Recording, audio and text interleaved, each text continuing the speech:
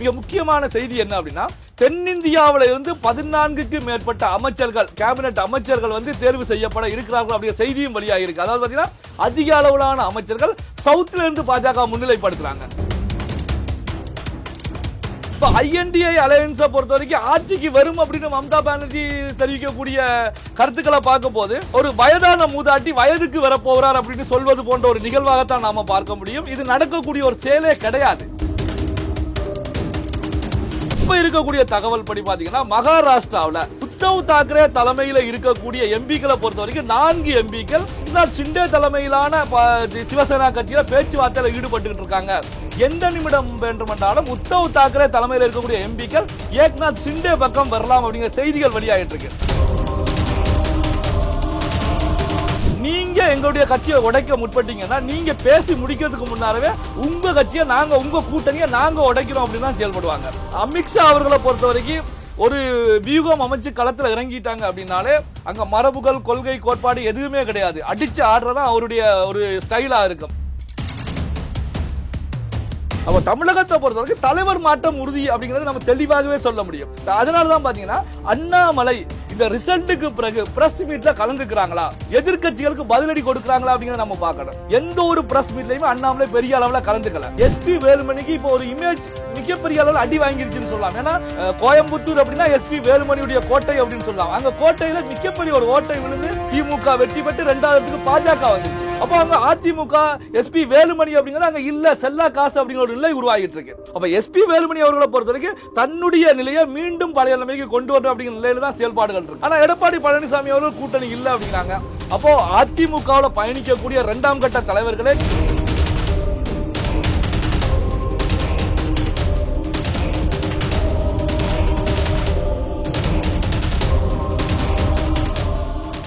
Real one நேயர்களுக்கு வணக்கம். இன்றைய சிறப்பு நேர்காணலுக்காக நம்முடன் இணைகிறார் அரசியல் விமர்சகர் திரு நெல்லை சிவா அவர்கள். வணக்கம் சார். வணக்கம். நாளைக்கு நடக்கக்கூடிய பிரதமர் பதவியேற்பு விழாவில் மம்தா பானர்ஜியை நான் கலந்துக்க மாட்டேன், ஏன்னா எந்த நேரம் வேண்டுமானாலும் INDA கூட்டணி பதவியேற்கலாம் அப்படின்ற விஷயத்தை சொல்லியிருக்காங்க. இது எப்படி பார்க்குறீங்க சார்? அதாவது பார்த்தீங்கன்னா, அந்த வின்னர் பட காமெடி மாதிரி தான். இன்னும் இந்த ஊர் நம்மளை நம்பிக்கிட்டு இருக்கா அப்படின்னு கேட்பது போல தான் தோன்றுகிறது. என்ன காரணம் அப்படின்னா, இந்த பக்கம் பார்த்தீங்கன்னா பாரதிய ஜனதா கட்சியை பொறுத்த வரைக்கும் NDA அலையன்ஸை பொறுத்த வரைக்கும் வெற்றி பெற்று ஆலோசனை கூட்டம் முடிந்து இலாகாக்கள் யாருக்கு அப்படிங்கிற தீர்மானங்கள் எல்லாம் முடிந்து நாளை ஞாயிற்றுக்கிழமை மாலை 7:15 மணி அளவில் பிரதமராக மீண்டும் 3வது முறையாக பிரதமராக பதவியேற்பதற்கான வேலைகளில் பாரதிய ஜனதா கட்சியினர், NDA அலையன்ஸில் இருக்கக்கூடிய கூட்டணி கட்சியினர் எல்லாமே இருந்துகிட்டு இருக்காங்க. ஆனால் மம்தா பானர்ஜியை பொறுத்த வரைக்கும் இன்னும் ஒரு நம்பிக்கையோடு இருக்காங்க அப்படின்னா அவங்க நம்பிக்கையை பாராட்டி தான் ஆகணும். என்ன காரணம்னா, காங்கிரஸ் கட்சியுடைய மல்லிகார்ஜுன் கார்கே, சரத்பவார் போன்ற மூத்த தலைவர்கள் எல்லாம் நிதிஷ்குமாரையும் சந்திரபாபு நாயுடுவையும் தங்கள் பக்கம் கொண்டு வருவதற்கான வேலைகளை எவ்வளவோ முயற்சி பண்ணாங்க. ஆனால் எந்த முயற்சியுமே பலன் கொடுக்கல. ஆரம்பத்தில் தேர்தல் முடிவுகள் வெளியாகிட்டு இருக்கும் போது, வெளியாகின அன்று மாலை பார்த்தீங்க அப்படின்னா நிதிஷ்குமார், சந்திரபாபு நாயுடு INDA அலையன்ஸுக்கு வந்து விடுவாங்க அப்படின்னு சொல்லி வெளிப்படையாகவே தெரிவித்தாங்க. அதே நேரத்தில் பார்த்தீங்க அப்படின்னா பல்வேறு கட்சியுடைய தலைவர்கள் வெளிப்படையாகவே அழைப்பும் விடுத்திருந்தாங்க, நீங்க இந்த பக்கம் வாங்க அப்படின்னு.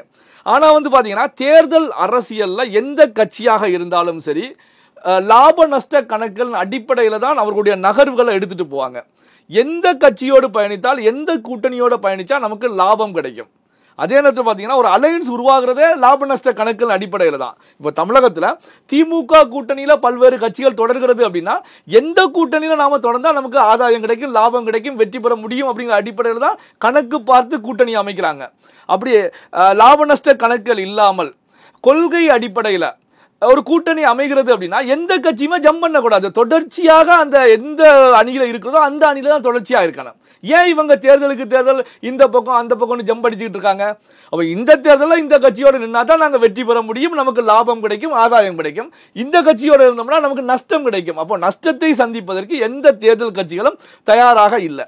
இந்த அடிப்படையில் தான் நிதிஷ்குமாராக இருக்கட்டும், சந்திரபாபு நாயுடுவாக இருக்கட்டும், இவங்க வீசிய தூண்டில சிக்கல. இவங்க தூண்டில வீசினாங்க. ஆனா அவங்கள பொறுத்த வரைக்கும் இந்த பக்கம் வந்தோம் அப்படின்னா இவங்களோட சேர்ந்து நாமளும் செல்லா காசா போகணும்.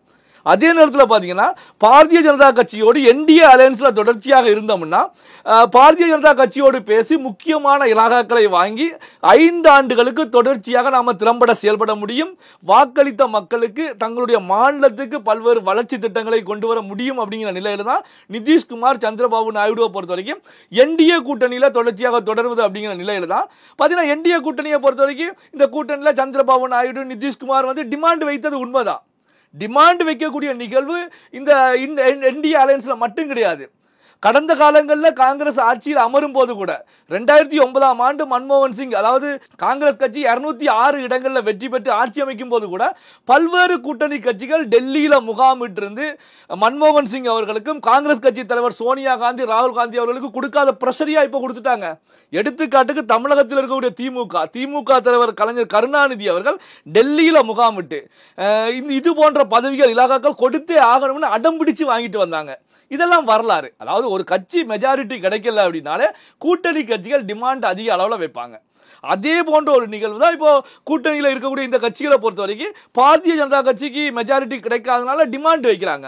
அதே நேரத்தில் நிதிஷ்குமாருக்கும் சந்திரபாபு நாயுடு அவர்களுக்கும் தெளிவாகவே தெரியும் என்ன அப்படின்னா பாரதிய ஜனதா கட்சி அதிக அளவு இடங்களில் வெற்றி பெற்றிருக்காங்க. அதனால வந்து நாம எடுத்த நம்மளுடைய இஷ்டப்படி கேட்க முடியாது. காரணம் என்ன அப்படின்னா எந்த நிமிடத்தில் வேண்டுமென்றாலும் ஐஎன்டி அலையன்ஸில் இருக்கக்கூடிய கட்சிகள் இந்த பக்கம் வருவதற்கான வாய்ப்புகள் இருக்கிறது. ஏன்னா எண்ணிக்கை வந்து பாரதிய ஜனதா கட்சியை பொறுத்த வரைக்கும் மெஜாரிட்டி குறைந்தாலும் அந்த மெஜாரிட்டி அடைவதற்கான எண்ணிக்கை வந்து குறைவான எண்ணிக்கை தான். இப்போ காங்கிரஸ் கட்சியை போல 99 இடங்களில் மட்டும் வெற்றி பெற்று கூட்டணி கட்சிகளை நம்பி இருக்கக்கூடிய ஒரு சூழல் கிடையாது. ஏன்னா 240 தொகுதியில் இவங்க வெற்றி பெற்றிருக்காங்க.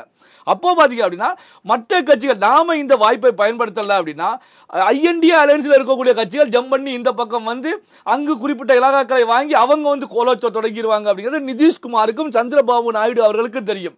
காரணம் என்ன அப்படின்னா மூன்றாவது பெரிய கட்சியாக அதாவது ஃபர்ஸ்ட் பாரதிய ஜனதா கட்சி, இரண்டாவது காங்கிரஸ், மூன்றாவதாக வந்து அகிலேஷ் யாதவுடைய சமாஜ்வாடி பார்ட்டி 37 இடங்களில் வெற்றி பெற்றிருக்கிறது.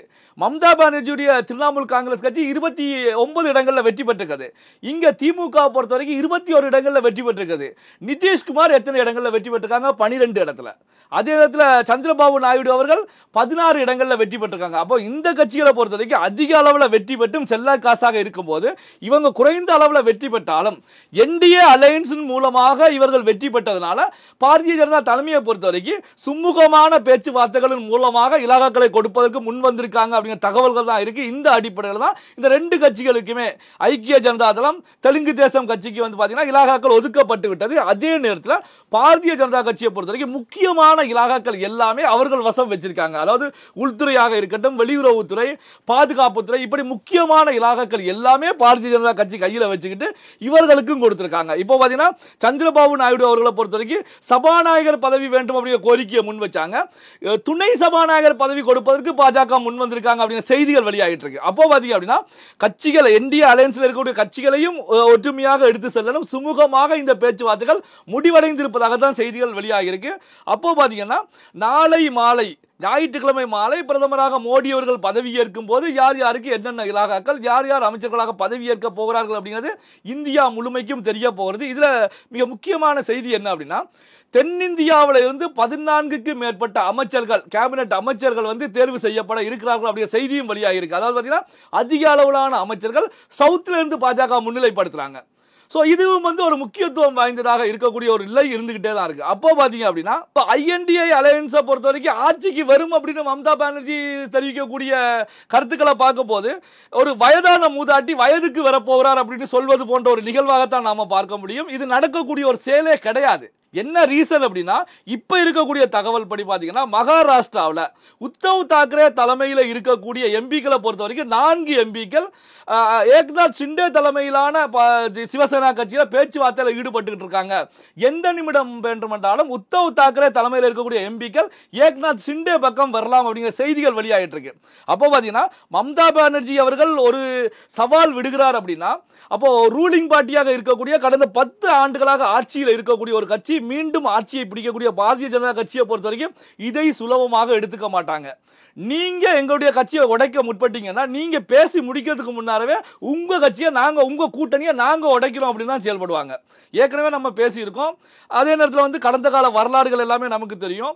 அமித்ஷா அவர்களை பொறுத்த வரைக்கும் ஒரு வியூகம் அமைச்சு களத்தில் இறங்கிட்டாங்க அப்படின்னாலே அங்க மரபுகள், கொள்கை, கோட்பாடு எதுவுமே கிடையாது. அடிச்சு ஆடுறதான் அவருடைய ஒரு ஸ்டைலா இருக்கும். அதாவது பல்வேறு நிகழ்வுகள், கர்நாடகாவாக இருக்கட்டும், மகாராஷ்டிராவாக இருக்கட்டும், எந்த மாநிலத்தை எடுத்தாலுமே அதிரடியான ஒரு நகர்வுகள் தான். எதிர்க்கட்சிகளே அமித்ஷா அவருடைய வியூகங்களை பார்த்து பயப்படுவதற்கான ஒரு காரணமே இதுதான். ஏன்னா அமித்ஷா இறங்கிட்டாங்க அப்படின்னா அங்க எது செய்தாலும், எப்படி பாடுபட்டாலும் அங்க எதிர்க்கட்சிகளை அடிச்சு காலி பண்ணிடுவாங்க அப்படிங்கிற நிகழ்வுகள் எல்லாருக்குமே தெரியும், எதிர்க்கட்சிகளுக்கு தெரியும். அப்போ இப்படி மம்தா பானர்ஜி தெரிவிக்கிறாங்க அப்படின்னா இங்க பாரதிய ஜனதா கட்சி அமித்ஷா அவர்கள் எப்படி வியூகம் வகுப்பாங்க?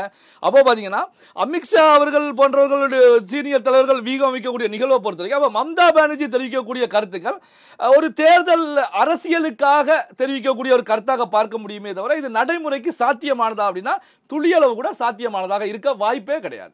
ஐஎன்டிஏ கூட்டணி நீடிக்குமா இல்ல எந்த அளவுக்கு அது இருக்க வாய்ப்பு இருக்கு? இல்ல, இப்ப மம்தா பானர்ஜி அவர்கள் தெரிவிக்கக்கூடிய கருத்துக்களை வச்சு பார்க்கும்போது, அங்கிருக்கக்கூடிய கட்சிகளை வைத்து பார்க்கும்போது, அவர்கள் தெரிவிக்கக்கூடிய கருத்துக்களை வச்சு பார்க்கும்போது ஐஎன்டிஏ கூட்டணி தொடருமா அப்படிங்கிறது ஒரு கேள்விக்குறியான விஷயம் தான். ஏன்னா வந்து நம்ம ஏற்கனவே தெரிவித்தது போல குறைவான எண்ணிக்கையிலான கட்சிகள் எல்லாம் முக்கியமான இலாகாக்கள் வாங்கி ரூலிங் பார்ட்டியில தொடரக்கூடிய ஒரு சூழ்நிலையில அதிக அளவு எண்ணிக்கையில் வெற்றி பெற்ற கட்சிகளை பொறுத்த வரைக்கும் மம்தா பானர்ஜி இப்போ பேசிக்கிட்டு இருக்கக்கூடிய மம்தா பானர்ஜி அவர்கள் எந்த நிமிடம் யூட்டர்ன் அடிப்பாங்க அப்படின்னு தெரியாது. ஏன்னா கடந்த கால வரலாற்றில் மம்தா பானர்ஜி அவர்கள் யூட்டர்ன் அடித்த வரலாறுகளும் இருக்கிறது. அகிலேஷ் யாதவ் அவர்களை பொறுத்த வரைக்கும் அகிலேஷ் யாதவ் வந்து பாத்தீங்கன்னா நீண்ட காலத்துக்கு பிறகு அங்கு கணிசமான எண்ணிக்கையில வெற்றி பெற்றிருக்காங்க. வெற்றி பெற்றதோட இது அவருடைய பயணம் முடிய போறது கிடையாது. வெற்றி பெற்ற எம்பிக்களை பொறுத்த வரைக்கும் ஒரு ரூலிங் பார்ட்டியோட பயணித்தால் தான் அவருடைய செயல்பாடுகள் வேகம் எடுத்து செயல்படும். அப்ப அகிலேஷ் யாதவ் என்ன முடிவெடுக்க போறாங்க? இப்ப தமிழகத்தில் திமுகவை பொறுத்த வரைக்கும் தொடர்ச்சியாக திமுகவை பொறுத்த வரைக்கும் இங்கு தமிழகத்தில் வெற்றி பெற்றாலும் எம்பிக்களை பொறுத்த வரைக்கும் டெல்லியில பவர் இல்லாத ஒரு செல்லா காசா தான் வலம் வந்துட்டு இருக்காங்க. இப்போ நடந்து முடிந்த நாடாளுமன்ற தேர்தலையும் 40க்கு 40 தமிழக முதலமைச்சர் மு.க. ஸ்டாலின் மூலமாக தமிழகத்தில் அடிச்சு வெற்றி பெற்றிருக்காங்க. இது மிகப்பெரிய ஒரு இமாலய வெற்றி அப்படிங்கிறது மாற்று கருத்தே கிடையாது. திமுக சார்பாக 21 எம்பிக்கள் இருக்காங்க. அதே நேரத்தில் இந்த 21 எம்பிக்களும் டெல்லிக்கு செல்லும் போது தமிழகத்தில் வேண்டும்னா நாங்க எம்பி 40க்கு 40 அடிச்சிட்டோம்னு சொல்லி பேசிக்கலாம். ஆனா டெல்லியில போய் திமுக பேச முடியுமான்னா அங்க பேச முடியாது. காரணம் என்ன அப்படின்னா இவங்க ரூலிங் பார்ட்டில கிடையாது, எதிர்க்கட்சியில தான் அமர போறாங்க, எதிர்க்கட்சியில தான் இருக்க போறாங்க. இப்ப எதிர்க்கட்சி தலைவராக வருவதற்கே ராகுல் காந்தி அவர்களை பொறுத்த வரைக்கும் பேக் அடிக்கிறாரு. கூட்டத்தில் பாத்தீங்கன்னா ராகுல் காந்தி அவர்களை வற்புறுத்துறாங்க, வலியுறுத்துறாங்க, எதிர்க்கட்சி தலைவராக நீங்க வரணும், வந்தா தான் மோடிக்கு எதிராக ஆளும் கட்சிக்கு எதிராக அதிரடியாக செயல்பட முடியும் அப்படிங்கிற கருத்துக்களை முன்வைக்கும் போது என்ன காரணத்துக்காக ராகுல் காந்தி அவகாசம் கேட்கிறாங்க அப்படின்னா எதிர்க்கட்சியாக நாம திறம்பட செயல்பட முடியுமா அப்படிங்கிற சந்தேகம் ராகுல் காந்தி இடத்துல இருக்கு. அப்போ எதிர்க்கட்சியாக செயல்பட முடியுமா அப்படிங்கிற சந்தேகம் ராகுல் காந்தி இடத்துல இருக்கிறது அப்படின்னா எதிரில் இருக்கக்கூடியவர்கள் அச்சத்தோடு இருக்கிறார்கள் அப்படின்னு கூட எடுத்துக்கலாம். அதாவது பாத்தீங்கன்னா 2வது பெரிய கட்சியாக 99 இடங்களில் வெற்றி பெற்றக்கூடிய காங்கிரஸ் கட்சி இப்படி அச்சப்படக்கூடிய நிகழ்வை பார்க்கும்போது அப்போ அவர்களோட பயணிக்கக்கூடிய மற்ற கட்சிகள் எந்த அளவுக்கு பயப்படுவாங்க? அப்போ பாத்தீங்க அப்படின்னா இது போன்ற செயல்பாடுகளை பொறுத்த வரைக்கும் அரசியல் களத்தில் எந்த ஒரு லாபத்தையும் கொடுக்காது அப்படின்னு நாம எடுத்துக்கலாம். நேற்று நீங்கள் பேசின ஒரு வீடியோவில் பார்த்தீங்கன்னா தமிழகத்தில் மாநில தலைவர் அண்ணாமலை மாற்றப்படுவார் அப்படிங்க. அந்த வீடியோ கமெண்ட்டில் பார்த்தீங்கன்னா அப்படி மாற்றினால் இங்கே தமிழக பாஜக வந்து உடையும், அதுக்கு பாஜக ஆதரவாளர்களே அப்படி கமெண்ட் பண்ணியிருந்தாங்க. ஸோ அதுக்கான சூழல் இப்போ இருக்கா சார்? அது அதாவது பார்த்தீங்கன்னா பாரதிய ஜனதா கட்சியை பொறுத்த வரைக்கும் ஒரு கட்டுக்கோப்பான கட்சி அப்படிங்கிறது பாரதிய ஜனதா கட்சியில் பயணிக்கக்கூடிய எல்லாருக்குமே தெரியும். தமிழக பாஜக தலைவராக இருக்கக்கூடிய அண்ணாமலை அவர்களுக்கும் தெரியும். ஏன்னா தேர்தல் சமயத்தில் கூட செய்தியாளர்கள் கேள்விகளை முன்வைக்கும் போது டெல்லி பாஜக தலைமை என்ன சொல்கிறதோ அதை கேட்டு செயல்படக்கூடிய ஒரு சேவகன் நான் அப்படிங்கிற கருத்துக்களை அண்ணாமலை பதிவு பண்ணாங்க. தேர்தலில் நீங்க போட்டியிடுவீர்களான்னு கேட்கும் போது டெல்லி தலைமை போட்டியிட சொன்னால் களம் காண்பேன் அப்படிங்கிற கருத்துக்களை முன் வச்சாங்க. அப்போ பார்த்தீங்கன்னா பாரதிய ஜனதா கட்சியில் டெல்லி தலைமை என்ன சொல்கிறதோ அதைத்தான் செய்வாங்க. இப்போ அண்ணாமலை அவர்கள் பாரதிய ஜனதா கட்சியில் இணைந்து பாஜக தலைவராக வந்து எத்தனை ஆண்டுகள் ஆகிறது? ஒரு சில ஆண்டுகள் தான். முருகன் அவர்களுடைய தலைவர் பதவி முடிவதற்கு முந்தைய நிலையில தான் பாத்தீங்கன்னா அண்ணாமலை அவர்கள் கட்சிக்குள்ளே இணைகிறாங்க. அண்ணாமலை இல்லாத காலகட்டத்தில் தமிழகத்தில் பாஜக இல்லாமல் இருந்ததா, வளராமல் இருந்ததா அப்படி கேள்விகளை எடுக்கும் போது ஒவ்வொரு தலைவருடைய காலகட்டத்திலையும் பாரதிய ஜனதா கட்சி அந்த காலகட்டத்திற்கு ஏற்றால் போன்ற வளர்ச்சியை பெற்றுக்கிட்டே தான் இருந்துச்சு. முருகன் தமிழக பாஜக தலைவராக இருக்கும் போதுதான் 4 எம்எல்ஏக்கள் வெற்றி பெற்று சட்டமன்றத்துக்குள்ள நுழைகிறாங்க. அப்போ பார்த்தீங்கன்னா ஒவ்வொரு தலைவர்களும் அவர்கள் வந்து ஒரு வியூகம் அமைப்பாங்க, தேர்தல் களம் காண்பாங்க. ஆனால் தேர்தல் அரசியலில் நான் சொன்னது போல லாப நஷ்ட கணக்கு, வெற்றி, இதை நோக்கி தான் எல்லா அரசியல் கட்சிகளுமே பயணிப்பாங்க. அப்போ 4 சட்டமன்ற உறுப்பினர்களை பெற்றுக் கொடுத்ததன் மூலமாகத்தான் எல் முருகன் அவர்களை பொறுத்த வரைக்கும் இணை அமைச்சராக மத்தியில் சென்றாங்க. ராஜ்யசபா எம்பியாக தற்போதைய நிலையிலும் தொடர்ந்துட்டு இருக்காங்க. அவருடைய 5 ஆண்டுகள் முடிவடைந்த நிலையிலேயே மீண்டும் ராஜ்யசபா எம்பியாக தேர்வு செய்யப்பட்டாங்க. இப்போ அண்ணாமலை அவர்கள் தமிழக பாஜக தலைவராக வந்து வெற்றி என்ற கனியை எட்டி பறிக்க முடியலைன்னாலும் வாக்கு வங்கி அதிகரிச்சிருக்கு. அதுல எந்த மாற்று கருத்தும் கிடையாது. பாரதிய ஜனதா கட்சி தன் தலைமையில் ஒரு அணியை உருவாக்கி வாக்கு சதவீதத்தை அதிகரிச்சிருக்காங்க. ஆனா வாக்கு சதவீதம் மட்டும் போதுமா அப்படின்னா கிடையாது. ஏன்னா தமிழகத்தில் ஒரு 5-6 இடங்களிலாவது பாரதிய ஜனதா கட்சி வெற்றி பெற்றிருந்தால் டெல்லி தலைமைக்கு மோடி அவர்களுக்கு, அமித்ஷா அவர்களுக்கு எண்ணிக்கை அதிகரிச்சிருக்கும். அப்போ பார்த்தீங்கன்னா அங்கே எண்ணிக்கை குறைந்ததுக்கு காரணம் என்ன அப்படின்னா தமிழகம் போன்ற மாநிலங்களில் எண்ணிக்கை 0க்கு சென்றதும் குறைவான எண்ணிக்கைக்கு சென்றதும் தான் மோடி அவர்களை இக்கட்டான ஒரு சூழலுக்கு தள்ளி இருக்கிறது. ஏன்னா எதிர்கட்சிகள் விமர்சனம் வைக்கக்கூடிய அளவுக்கு செல்வதற்கு காரணமே தமிழகம், உத்தரப்பிரதேசம் போன்ற மாநிலங்கள், மகாராஷ்டிரா போன்ற மாநிலங்களில் மிகப்பெரிய ஒரு பின்னடைவை சந்தித்ததா இது போன்ற ஒரு விமர்சனத்துக்கும் கேலிக்கூத்துக்கும் மிக முக்கியத்துவமாக வாய்ந்ததாக அமைஞ்சிச்சு. அப்போ பார்த்தீங்கன்னா ஒரு அண்ணாமலை அவர்கள் தலைவர் மாற்றம் அப்படிங்கிறது பாரதிய ஜனதா கட்சியை பொறுத்த வரைக்கும் எங்கெல்லாம் அவர்கள் கொடுத்த ரிப்போர்ட்டின் அடிப்படையில் செயல்பாடுகள் இல்லையோ அங்கெல்லாம் நடவடிக்கை இருக்கும். அப்போ அவருடைய அண்ணாமலையுடைய ஆதரவாளர்கள் இப்போ அண்ணாமலையை மாற்றினா தமிழ்நாட்டில் கட்சி இருக்காது, அண்ணாமலையை மாற்றினீங்கன்னா நோட்டாவுக்கு பாஜக சென்று விடும் அப்படிங்கிற கருத்துக்களை முன் வச்சுக்கிட்டு இருக்காங்க. நம்முடைய வீடியோவிலேயே கீழே பார்த்தோம். பார்த்தீங்கன்னா விமர்சனத்தை பொறுத்த வரைக்கும் நம்ம வந்து ஒரு ரியல் ஃபேக்டை பேசிக்கிட்டு இருக்கோம், நடக்கக்கூடிய நிகழ்வை பேசிக்கிட்டு இருக்கோம், டெல்லியில் நடக்கக்கூடிய சம்பவங்களை இங்கே பேசிக்கிட்டு இருக்கோம். ஆனால் அவங்கள பொறுத்த வரைக்கும் பேசக்கூடிய தகவல்களை பார்க்காமல், நடக்க இருக்கக்கூடிய செயல்களை பார்க்காமல் விமர்சனங்களை முன்வைக்கிறாங்க. அது அவருடைய ஆதங்கமாகத்தான் நாம் எடுக்க முடியுமே தவிர வேறு ஏதாவது எடுக்க முடியாது. ரியல் ஃபேக்ட் வேற விதமாக இருந்துட்டு இருக்கு. அப்போ தமிழகத்தை பொறுத்த வரைக்கும் தலைவர் மாற்றம் உறுதி அப்படிங்கிறது நம்ம தெளிவாகவே சொல்ல முடியும். அதனால தான் பார்த்தீங்கன்னா அண்ணாமலை இந்த ரிசல்ட்டுக்கு பிறகு பிரஸ் மீட்ல கலந்துக்கிறாங்களா, எதிர்கட்சிகளுக்கு பதிலடி கொடுக்கிறாங்களா அப்படிங்கிறத நம்ம பார்க்கணும். எந்த ஒரு பிரஸ் மீட்லையுமே அண்ணாமலை பெரிய அளவில் கலந்துக்கல. தேர்தலுக்கு முந்தைய நிலையில திமுகவுக்கு கொடுத்த பதிலடி போன்ற ஒரு நிகழ்வு இப்ப அண்ணாமலை இடத்துல இல்ல. என்ன காரணத்துக்காக இல்ல அப்படின்னா அண்ணாமலை அவர்களுக்கே தெரியும் டெல்லி தலைமை நம்மள டெல்லிக்கு அழைச்சிருவாங்க, அதனால வந்து இப்ப மாநிலத்தில் வந்து தலைவராக நாம தொடர முடியாது அப்படிங்கிற நிலையில தான் பாத்தீங்கன்னா கட்சியில இருக்கக்கூடிய மற்ற தலைவர்கள் பதிலடி கொடுத்துட்டு இருக்காங்க. இப்போ ஆக்டிவா இருக்கக்கூடிய தமிழக பாஜக இருக்கக்கூடிய நிர்வாகி அப்படின்னு எடுத்துக்கிட்டோம்னா தமிழிசை சவுந்தரராஜன் தான் தொடர்ச்சியாக பிரஸ் மீட்டுகள்ல செய்தியாளர்கள் சந்திப்பு பதிலடி கொடுக்கக்கூடிய நிகழ்வுகளில் ஈடுபட்டு இருக்காங்க. அப்போ பாத்தீங்க அப்படின்னா அப்போ இங்க மாற்றம் அப்படிங்கிறது உறுதிதான். அதே நேரத்தில் அண்ணாமலை மூலமாகவும் பாஜக வளர்ந்தது, அதற்கு முந்தைய நிலையில எல் முருகன் மூலமாகவும் பாஜக வளர்ந்தது, தமிழிசை சவுந்தரராஜன் மூலமாகவும் பாஜக வளர்ந்தது, அடுத்து வரக்கூடிய தலைவர் மூலமாகவும் பாஜக வளரத்தான் போகிறது. இதுல எந்த விதமான மாற்று கருத்தும் கிடையாது. சோ இதை வைத்து அவருடைய ஆதரவாளர்கள் ஒரு எமோஷன் ஆகி தெரிவிக்கக்கூடிய கருத்துக்களை தவிர ரியல் ஃபேக்ட் வேற விதமாகத்தான் இருக்கும். 2026 வந்தாலும் பாஜகவுடன் அதிமுக கூட்டணி இல்லை அப்படின்னு சொல்லிட்டு பழைய வீடியோ போட்டு காட்டி இது ரிப்பீட்டு அப்படின்னு சொல்லிட்டு எடப்பாடி அவர்கள் சொல்லியிருக்காரு. எப்படி பாக்குறீங்க சார்? இல்ல, எடப்பாடி அவர்களை பொறுத்த வரைக்கும் பாரதிய ஜனதா கட்சியை விட்டு வெளியே வரும்போது பாஜக கூட கூட்டணி இல்லை அப்படிங்கிற திடமான முடிவோடு தான் வெளியே வந்தாங்க. அந்த முடிவுல வந்து நாம இன்னும் உறுதியாக இருக்கிறோம் அப்படிங்கிறத வெளிப்படையாகவே தெரிவிச்சிருக்காங்க. அதே நேரத்தில் அதிமுக முழுமையாக அவருடைய கண்ட்ரோல்ல இருக்கிறதா அப்படிங்கிற கொஸ்டினை நாம பார்க்கணும். அதிமுகவே அங்க தள்ளாடிக்கிட்டு இருக்கு. வேலுமணி அவர்கள் ஒரு கருத்துக்களை முன்வைக்கிறாங்க. அந்த கருத்துக்கு எதிரான கருத்தாகத்தான் நம்ம எடப்பாடி பழனிசாமி அவருடைய கருத்துக்கள் அமைஞ்சிருக்கு. வேலுமணி என்ன தெரிவிக்கிறாங்க, பாஜகவோடு இணைந்து செயல்பட்டிருந்தால் நம்ம 30 தொகுதிகளுக்கு மேலாக வெற்றி பெற்றிருக்கலாம். அப்போ வேலுமணி அவர்களை பொறுத்த வரைக்கும் பாஜக கூட்டணி வேண்டும் அப்படிங்கிற நிலையில தான் இருந்தாங்க. கடந்த காலத்தில் பாரதிய ஜனதா கட்சியை விட்டு அதிமுக வெளியேறும் போது கூட வேலுமணி தலைமையிலான அவங்களுடைய டீமை பொறுத்த வரைக்கும் பாரதிய ஜனதா கூட்டணி வேண்டும் அப்படின்னு சொல்லி அடம் பிடிச்சாங்க. எஸ்பி வேலுமணி அவர்கள் அதிமுக விட்டு வெளியேற போறாங்க, பாஜகவில் இணைய போறாங்க அப்படிங்கிற செய்திகள் எல்லாம் வெளியாகிட்டே தான் இருந்துச்சு. எஸ்பி வேலுமணியோட பயணிக்கக்கூடியவர்களே நம்ம இடத்துல ஷேர் பண்ணாங்க. அண்ணா வந்து வெளியே வரது உறுதியாயிருச்சு, பாஜகவோட பயணிக்க போறாங்க, எடப்பாடியார் அதிமுகவில் தொடர்ந்தா எஸ்பி வேலுமணி அதிமுகவில் இருப்பாங்க, அப்படி இல்லைன்னா எஸ்பி வேலுமணி வெளியேறி இங்க வந்துருவாங்க அப்படிங்கிற கருத்துக்களை முன் வச்சாங்க. ஆனால் இறுதியில் எடப்பாடியாரை பொறுத்த வரைக்கும் எஸ்பி வேலுமணியை கூப்பிட்டு பேசி சுமூகமாக மீண்டும் தொடரக்கூடிய ஒரு சூழலை உருவாக்கி இருந்தாங்க. எஸ்பி வேலுமணிக்கு இப்போ ஒரு இமேஜ் மிகப்பெரிய அளவில் அடி வாங்கிருச்சுன்னு சொல்லலாம். ஏன்னா கோயம்புத்தூர் அப்படின்னா எஸ்பி வேலுமணியுடைய கோட்டை அப்படின்னு சொல்லலாம். அங்க கோட்டையில மிகப்பெரிய ஒரு ஓட்டை விழுந்து திமுக வெற்றி பெற்று 2வது இடத்துக்கு பாஜக வந்துருச்சு. அப்போ அங்க அதிமுக எஸ்பி வேலுமணி அப்படிங்கிறது அங்க இல்ல, செல்லா காசு அப்படிங்கிற ஒரு நிலை உருவாகிட்டு இருக்கு. அப்ப எஸ்பி வேலுமணி அவர்களை பொறுத்த வரைக்கும் தன்னுடைய நிலையை மீண்டும் பழைய நிலைமைக்கு கொண்டு வரணும் அப்படிங்கிற நிலையில தான் செயல்பாடுகள் இருக்கும். ஆனா எடப்பாடி பழனிசாமி அவர்கள் கூட்டணி இல்ல அப்படிங்கிறாங்க. அப்போ அதிமுகவில் பயணிக்கக்கூடிய 2ஆம் கட்ட தலைவர்களே இதை ஏத்துக்க மாட்டாங்க. அப்போ பாத்தீங்கன்னா அப்படி எடப்பாடி பழனிசாமி உறுதியாக இருக்கக்கூடிய நிகழ்வு அதிமுகவில் அணிகள் உருவாவதற்கும் அவர்கள் வெளியேறி செல்வதற்கும் ஒரு சூழல் உருவாகும். இப்போ பாத்தீங்கன்னா ஓபிஎஸ் ஓட பயணிச்சவங்களை பொறுத்த வரைக்கும் இப்போ வெளியில வந்து நாங்க அதிமுகவை இணைக்கக்கூடிய நிலையில ஒரு ஒருங்கிணைப்பு குழுவை உருவாக்க போறோம், ஒன்றிணைந்து செயல்பட்டால் தான் தேர்தல் காலத்துக்கு சிறப்பானதாக இருக்கும், ஓபிஎஸ் வந்து இப்படி நிக்கிறதுனால அவருக்கு பலனே கிடையாது அப்படின்னு சொல்லி கருத்துக்களை முன்வைக்கிறாங்க. அப்போ பாத்தீங்கன்னா அதிமுகவை இணைப்பதற்கு அப்படின்னு சொல்லி ஓபிஎஸ் டீம்ல இருந்து வெளியேறியது போல மீண்டும் அதிமுக வலுப்படுத்துவதற்கு அப்படின்னு சொல்லி எடப்பாடியாட்ட இருக்கக்கூடிய நிர்வாகிகளை, முக்கியமான 2ஆம் கட்ட தலைவர்களை ஒரு குழுவை உருவாக்குவதற்கான ஒரு சூழல் கூட உருவாக்கும். அப்போ பாத்தீங்க அப்படின்னா எடப்பாடி அவர்கள் உறுதியாக இருந்தாலும் அவரோட பயணிக்கக்கூடியவர்களை பொறுத்த வரைக்கும் அதிருப்தியோட தான் இருந்துட்டு இருக்காங்க. ஏன்னா இந்த நடந்து முடிந்த லோக்சபா தேர்தலில் ஒரு சில இடங்களாவது அதிமுக வெற்றி பெற்றிருந்தால் அதிமுக தொண்டனுக்கு ஒரு திருப்தி, மகிழ்ச்சி ஏற்பட்டிருக்கும். எங்கேயுமே வெற்றி பெறல. பாரதிய ஜனதா கட்சி 2ஆம் இடத்துக்கு 11 தொகுதியில வந்திருக்கு, அதிமுக 11 தொகுதியில 3ஆம் இடத்துக்கு தள்ளப்பட்டிருக்கு. அப்ப அதுல பாதாளத்தில் அதிமுக கீழ் நோக்கி சென்றுகிட்டு இருக்கு. இதை அதிமுகவில் பயணிக்கக்கூடிய தொண்டனாக இருக்கட்டும், அதிமுகவில் இருக்கக்கூடிய நிர்வாகிகளாக இருக்கட்டும், 2ஆம் கட்ட தலைவர்களாக இருக்கட்டும், யாருமே ரசிக்க மாட்டாங்க.